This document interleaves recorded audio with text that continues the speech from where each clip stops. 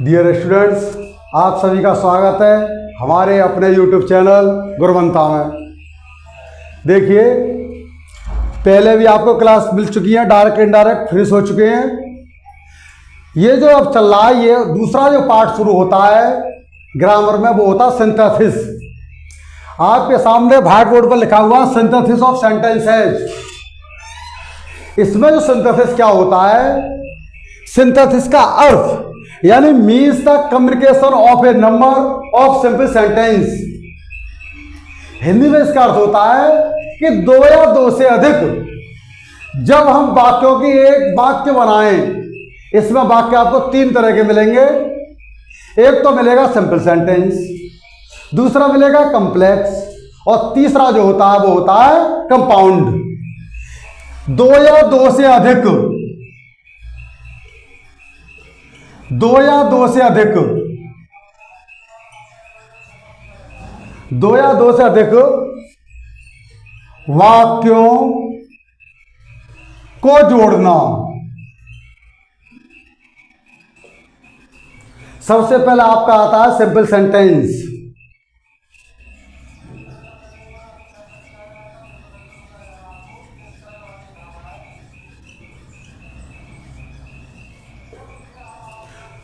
दूसरा आता है कॉम्प्लेक्स और थर्ड आता है कंपाउंड। ये लिखा हुआ है सिंपल सेंटेंस। सिंपल सेंटेंस क्या होता है?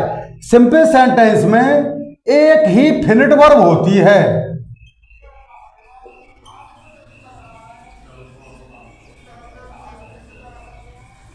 अब आपसे क्वेश्चन पूछा जाए फिनिट वर्ब क्या होती है।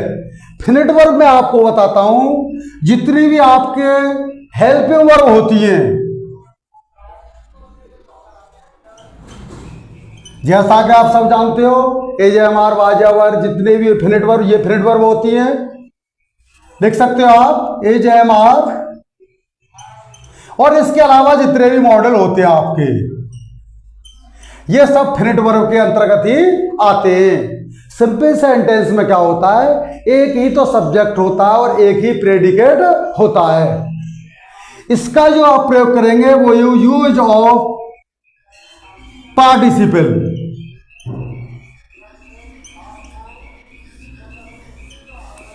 ये लिखा हुआ आपका यूज ऑफ पार्टिसिपल। सबसे पहले आप जो लिखेंगे,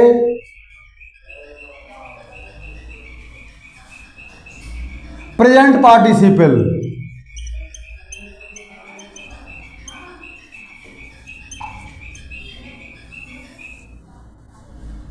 प्रेजेंट पार्टिसिपल जब दोनों सेंटेंसेज के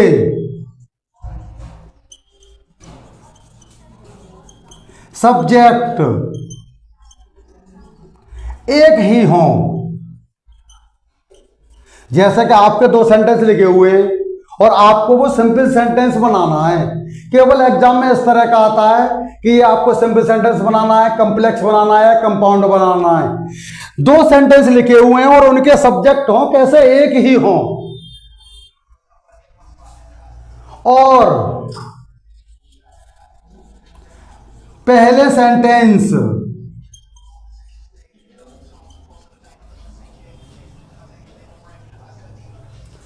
में हुए कार्य के तुरंत बाद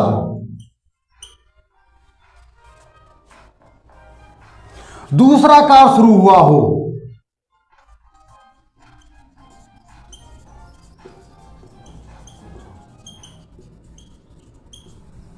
मैंने आपको ये लिखवाया है कि आपको सिंपल सेंटेंस बनाना है। हम प्रेजेंट पार्टिसिपल का प्रयोग कब करेंगे? जब दो सेंटेंस आपके दिए हुए हों और दोनों के सब्जेक्ट एक ही हों और पहले सेंटेंस में हुए कार्य के तुरंत बाद दूसरा कार्य शुरू हुआ है, तो उसमें आपको प्रेजेंट पार्टिसिपल का प्रयोग करना है।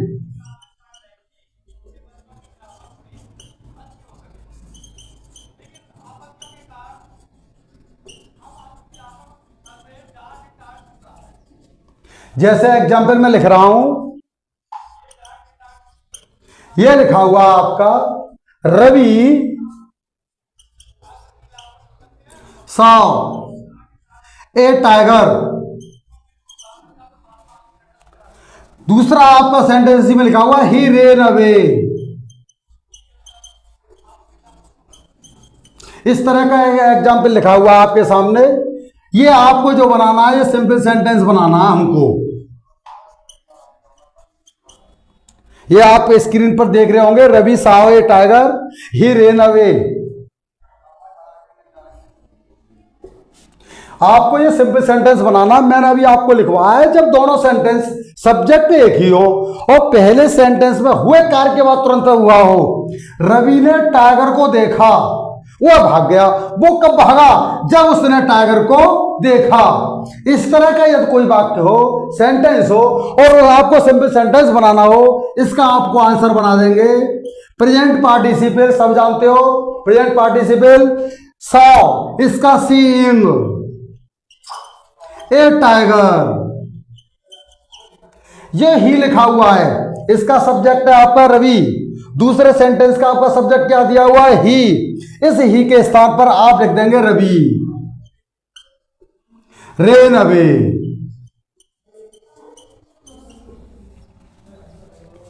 मैं अभी एक एग्जाम्पल दो।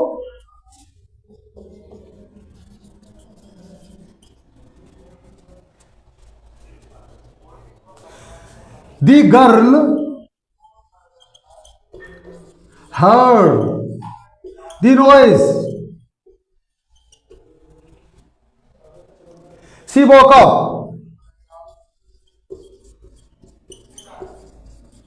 ये आपको सिंपल सेंटेंस बनाना है हमें।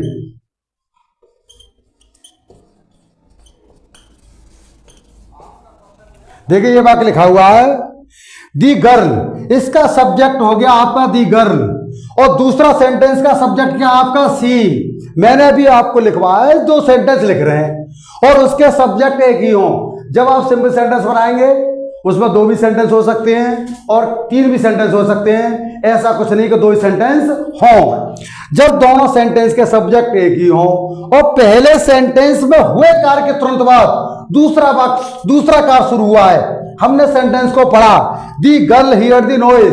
नॉइज कहते हैं शोर को। लड़की ने शोर को सुना। लड़की ने शोर को सुना, वह जाग गई।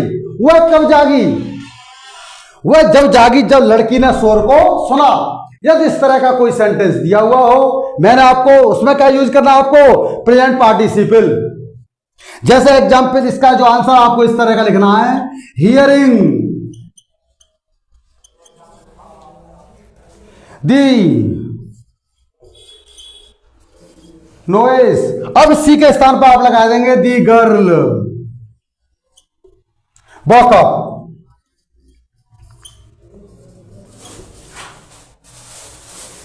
इसमें एक और कभी बच्चा जो अधिकतर कर देते हैं स्टूडेंट, वो क्या कर देते हैं कि जो हम पहला सेंटेंस, आप कोई भी वाक्य सेंटेंस लिख रहे हो उसमें उसका जो होना चाहिए कैपिटल में लिखा हुआ होना चाहिए।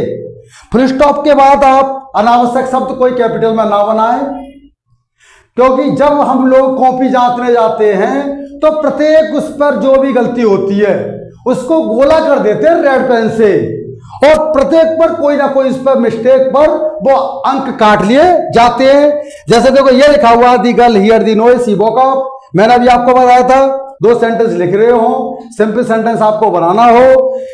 लड़की ने शोर को सुना, वह जाग गई। हमने वाक्य बना दिया हियरिंग दी नॉइज दी गर्ल वोक अप। ये वो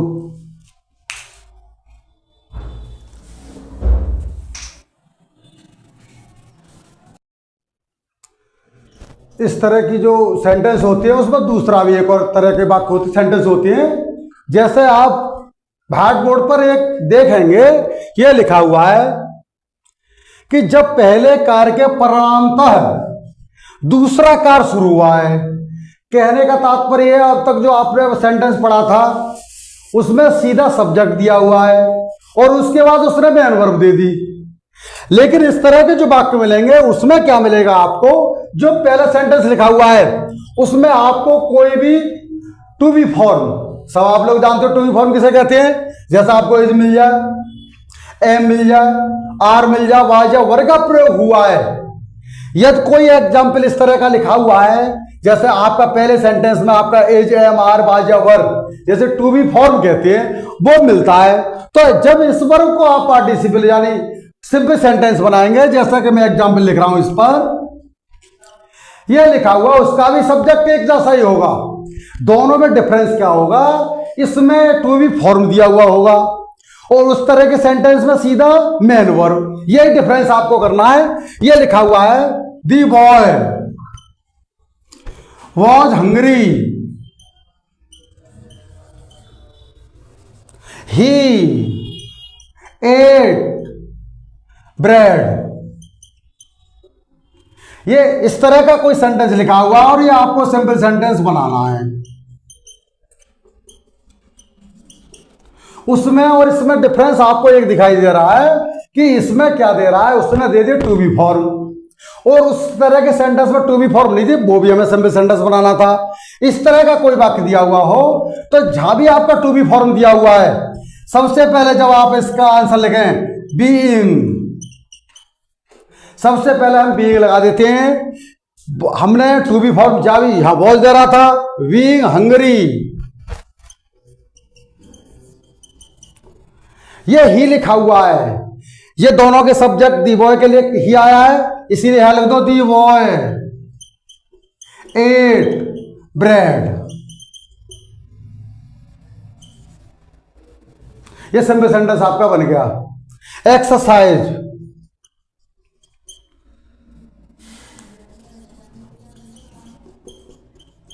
ये न्यू स्टाइल में आपका 17 दिया हुआ है कि आपको इसका सिंपल सेंटेंस बनाना है। जैसा कि एक्सरसाइज का पहला मैं आपको सेंटेंस लिख रहा हूं इस पर, दे सॉ द फ्लेम्स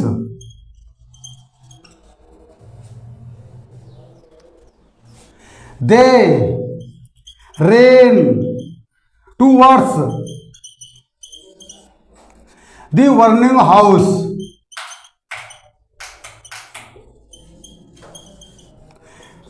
ये सिंपल सेंटेंस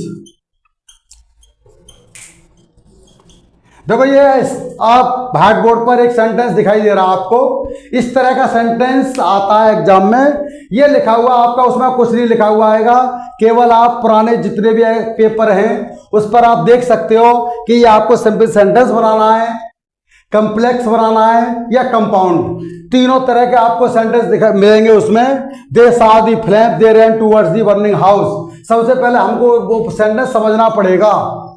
इसका हमने समझा, दे सॉ द फ्लेम्स, उसने आग को देखा। दे ran towards the burning house, वह उस जलते हुए घर की तरफ दौड़ा। वो जो व्यक्ति था, कोई भी थर्ड पर्सन, वो कब दौड़ा? जब उसने उस आग को देखा। आग को देखकर ही तो दौड़ा।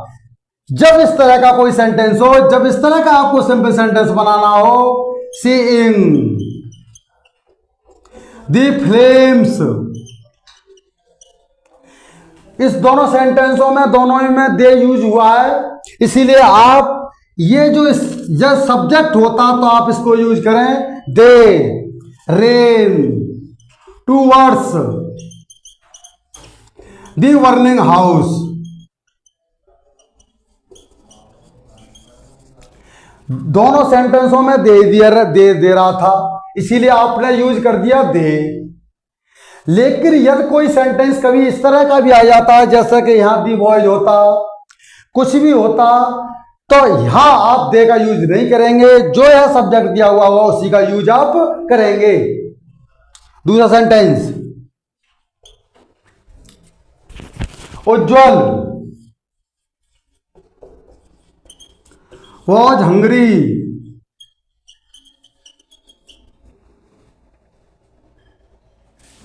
he took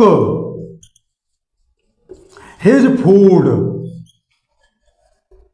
ये भी आपको सिंपल सेंटेंस बनाना है।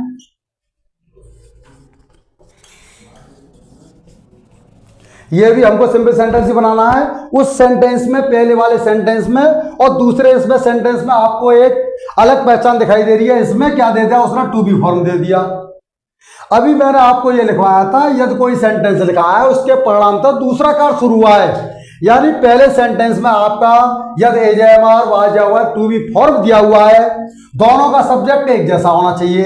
जैसे यहां लिखा हुआ उज्जवल, दूसरे सेंटेंस में ही लिखा हुआ है। तो सबसे पहले जब इस तरह का आप सैंपल सेंटेंस बनाएं, being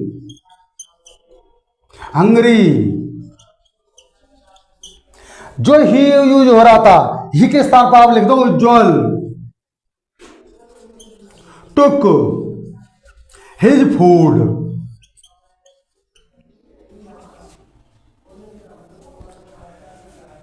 thank you very much. Radhe Radhe दोस्तों, मैं अनन्या गुरवंता से। उम्मीद है आपको आज की क्लास पसंद आई होगी। ऐसे ही हमारी डेली क्लासेस आती रहेंगी। तो वीडियो को लाइक करें, शेयर करें और कमेंट जरूर करें। अगर कोई क्वेश्चन समझ नहीं आया हो या कोई प्रॉब्लम हो तो कमेंट बॉक्स में लिख दे। और इसी तरह की और क्लासेस देखने के लिए हमारे चैनल गुरवंता को सब्सक्राइब करें। धन्यवाद।